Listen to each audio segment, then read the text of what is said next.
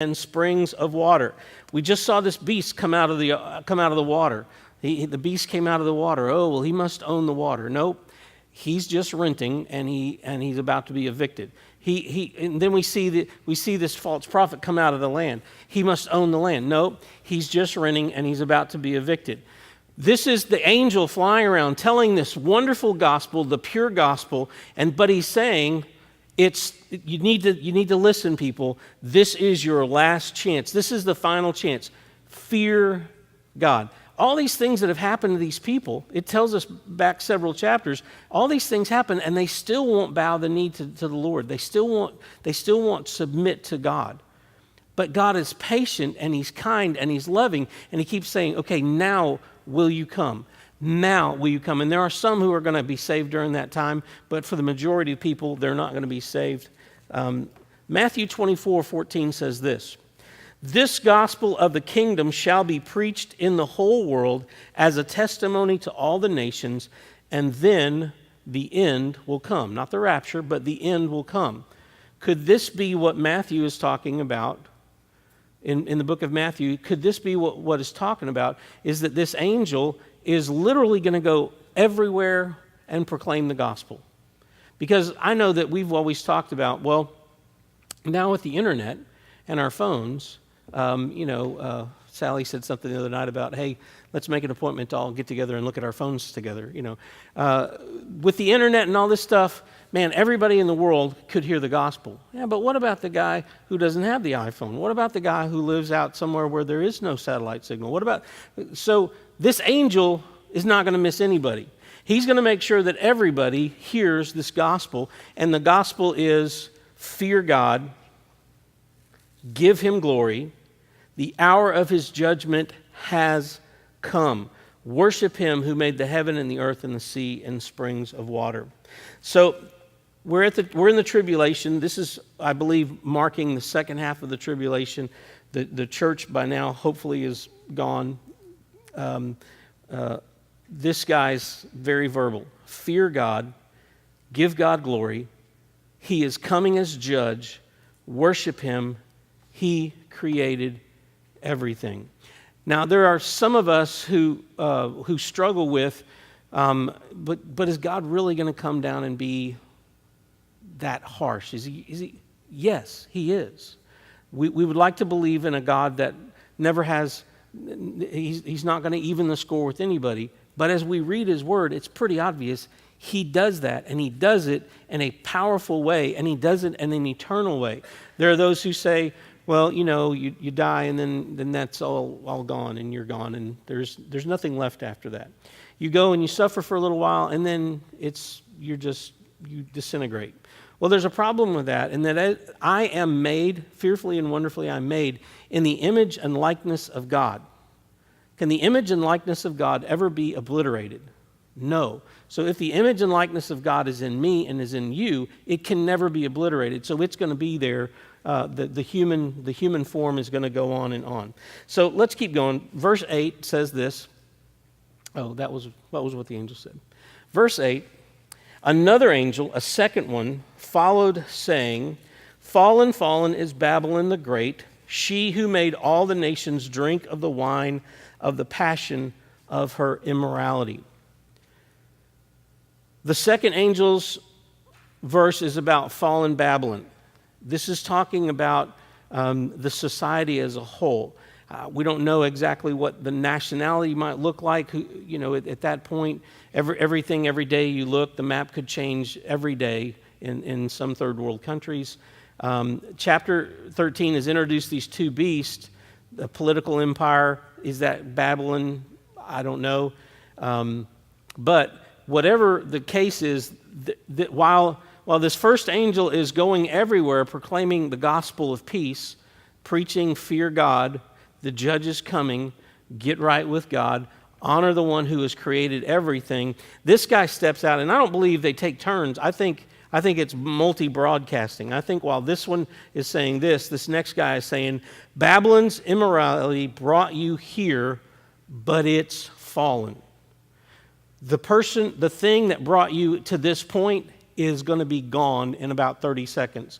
So those of you who've put all your hope on Babylon and the Antichrist and the false prophet, that's fixing to be gone. So I was... Malachi, would you do me a favor? Would you help me? And Jonah, would you help me? Come here. See those cups right there? Would you guys just make sure everybody gets a cup? They can have any color they want until we run out of the color they want. And then they just have to take whatever we give them. All right? So you guys, yeah, there you go. We also need Sharpies. Anybody have a Sharpie on them? No? Well, we have other Sharpies. Here, would you just like give one to everybody on the first row or something? They'll pass them back. I was thinking today about what is it when you don't have a doctor in the house? What is it, the pills that they give you, placebo, where it's just sugar? Okay, placebo, okay. What are the side effects of a placebo? Unless you're mental, okay. Unless you are diabetic and they give you an overdose of sugar pills, then I guess that could be bad for you. But you know what hit me? She's offering this wine of passion and immorality. And people are guzzling it, man, because it tastes so good. But the end result, we're fixing to find out. But what the Lord said to me was, addictions are like placebos, but they have horrible side effects. They don't do anything to actually fix what's going on in your life, whether it's alcohol, whether it's pornography, whether it's whatever it is, it's a placebo. You take it, you think it's helping you, but unfortunately, it actually has bad side effects. It does some bad stuff to you. It gets in the way of your relationships. It dulls your senses. It does all these things. So I think it's kind of interesting that when he's talking about this woman, Babylon, and comparing her to Babylon, she's made all the nations to drink of the wine of passion of immorality. And that just really hit me about how our country is so enamored with consuming all this, basically placebos, not realizing that it has a horrible side effect. So let's go on in verse number 9. Then another angel, a third one, followed them, saying with a loud voice, "If anyone worships the beast and his image and receives a mark on his forehead or on his hand, he will also drink of the wine of the wrath of God, which is mixed in full strength in the cup of his anger, and he will be tormented with fire and brimstone in the presence of the holy angels and in the presence of the Lamb." The third angel declares the message that siding with the beast brings you the full wrath of God. Now, the reason that we've passed out Sharpies, for those of you who have them, just write your name on your cup and then pass the Sharpie to somebody who doesn't have a Sharpie. Anybody know where we're going with this yet? Y'all coming over to my house and I only have this many plastic cups. We do this at holidays. We write names on cups and then you should try it. Of course, then when you wash the cup, the name comes off and you start over again. And some of you are thinking, you wash plastic cups? Yes, we do. I want to talk to you about the wrath of God. I want to talk to you about the cup of God's wrath. And I'm hoping that this will be something that is hugely encouraging to you today. But I'll wait till everybody's finished writing. And I want my Sharpies back, by the way. Or Sharpay, as the French say. I know. Are we ready? Yes. So ready. I want you to look at that cup for a minute, and I want you to think about, as a person who has not been cleansed by the blood of the Lamb, as a person who's unrepentant, before you were saved, you had filled your cup with things that deserved God's wrath. Anything you had done that had gone against the will, against the heart of God, goes in that cup.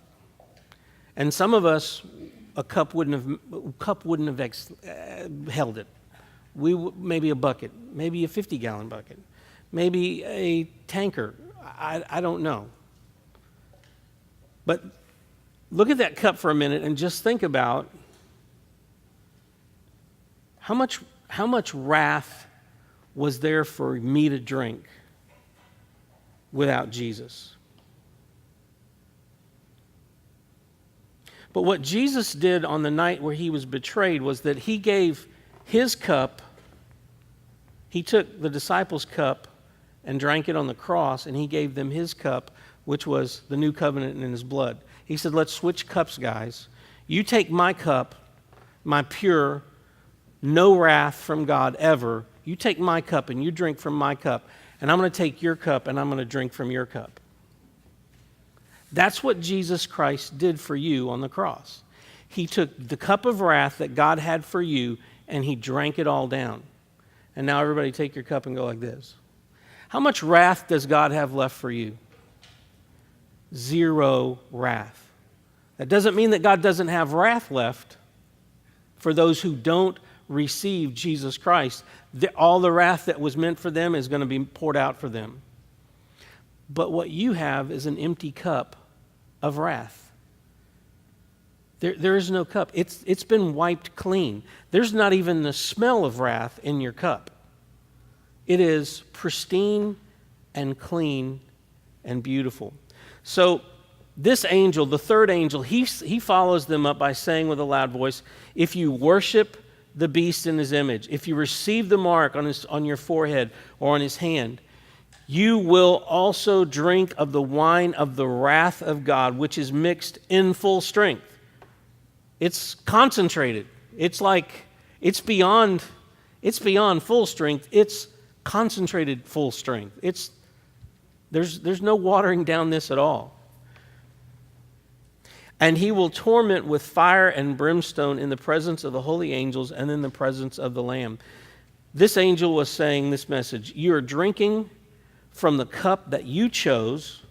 This cup that started as passion and immorality has turned into the cup of the full wrath of God. And the smoke of their torment goes up forever and ever. They have no rest day and night, those who worship the beast and his image, and whoever receives the mark of his name. There's no end in sight. It goes on forever. So while we get to enjoy the presence of the holy God, we get to enjoy a place where there's no suffering, there's no sadness, there's no sorrow. It's just every day is a day of being fully functioning in our relationship with each other and are fully functioning with our relationship with God, and lots to do. I mean, if you haven't noticed, they haven't figured out where the edge of our universe is yet, right? Space, the final frontier. Maybe the guy who wrote Star Trek was really talking about what's going to happen for us after all this happens. Because y'all notice how on the Starship Enterprise, everybody, it didn't matter what race you were, it didn't matter what world you were from, everybody got along. It's kind of how heaven's going to be. I know they joke about certain sections of heaven you'll have to be quiet because those people think they're there alone. No. It's going to be an eternity of going to work with God every day without any of the stuff that gets in our way now. It's going to be awesome. The other side of that is the people who don't take Jesus as their Lord and Savior and say, no, I'm going to do it on my own. I'm going to take the sign. I'm going to take the mark. I'm going to worship the beast. Even though I see that all this horrible stuff is going on, and even though I'm supposed to fear the Lord, and they are going to suffer forever. So how hard should it be for us to be evangelistic? I don't know anybody that's bad enough that I want them to go through that forever. And so how do we testify? What is the testimony? What is the testimony of our salvation? I was lost, now I'm found. And here's what Jesus did for me this week. I was struggling with this, and Jesus helped me this way. I was It might be, something as like Wes was saying, I'm in my truck and I'm thinking, God,